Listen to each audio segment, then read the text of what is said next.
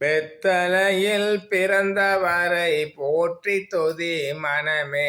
இன்னும் பெத்தலையில் பிறந்தவரை போற்றி துதி மனமே. சர்வத்தையும் இந்த உலகம் முழுவதையும் சர்வத்தையும் படைத்தாராம் சர்வ வல்லவர்.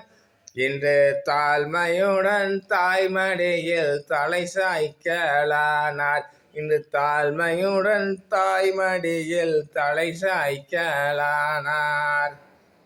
ஆம் பிரியமானவர்களே, அவர் பிறந்தார்.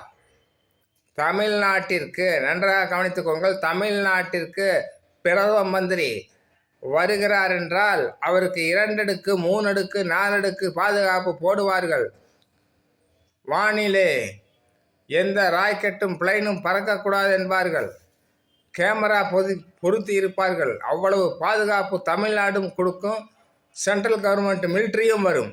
அதே போலதான் ஏசப்பா அந்த பூமிக்கு வந்த சமயங்களே நட்சத்திரம் ஷவலக்கத்திர பரலோகத்தின் பாதுகாப்பு 3 சாஸ்திரிகள் வந்தார்கள். அதே போல பரலோகத்திலே நட்சத்திரம் பாதுகாப்பாய் வந்தது. குழந்தைகளை எல்லாம் கொல்ல வேண்டும் என்று அந்த ஏரோது ராஜா கட்டளையிட்ட போது கர்த்தருடைய தூதன் அங்கிருந்து எடுத்துக்கொண்டு சென்று விடுங்கள் என்று கர்த்தருடைய தூதன் பாதுகாப்பாக சொன்னார். பிரியமானவர்களே, பரலோகத்தின் பாதுகாப்பு தமிழ்நாட்டுக்கு மோடிக்கு எப்படி பாதுகாப்பு இருக்கிறது, அதே போல ஏசப்பா வந்ததுக்கு பரலோகத்தின் பாதுகாப்பு.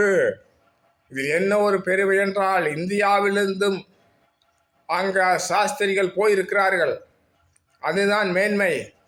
ஏசப்பா போல நமக்கும் பரலோகத்தின் பாதுகாப்பு வேண்டும். பெரியமானவர்களே, ஏசப்பாவின் நாமத்தில் உங்களை ஆசீர்வதிக்கிறேன். God bless you. Amen.